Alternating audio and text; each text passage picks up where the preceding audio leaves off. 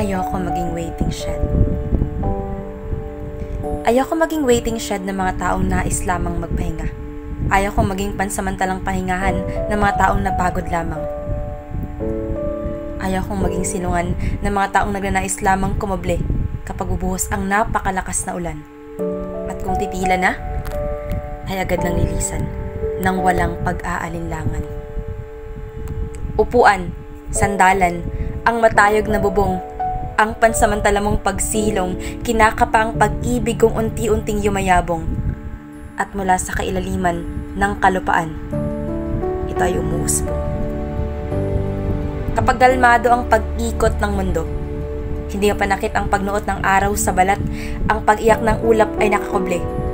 Hindi matatanaw ang kulimlim, kalmado, walang pangamba. Hindi ka inaapi ng init o tinataboy ng ulan. Isa lang ang nais ipahiwatig mo. Hindi mo kakailanganin ng aking pagkubli.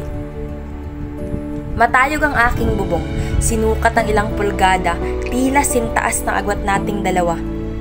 Sinisilaw ako sapagkat walang makakapang pag-asa. Ako'y nasa lilim. Tinatanaw ang tayog mo. Sinubukan kong abutin, ngunit kay taas nga.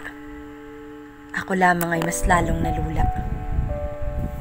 Hindi man inako ang aking payapa, hindi man inabot ang hatid kong pag-asa. Ngunit palagi ko pa rin inihahanda. Ang upuan, pinapanatili pa rin ang komportabling parte. Pinapatatag pa rin ang sandalan na kung nais mong kumapit, magiging handa ako. At sa tayog nitong bubong ko, ikukubli ka sa mapanakit na tirik ng araw, magiging silong mo ito habang di pa tumitila ang bagyo.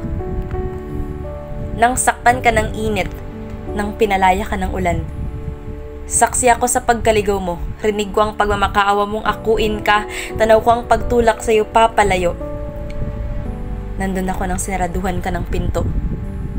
At sa pagkaligaw mo, natanaw mo ako.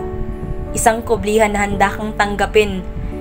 Handa ito na sa'yo magpaalipin. Huwag mo lang subukan na ito'y lisanin.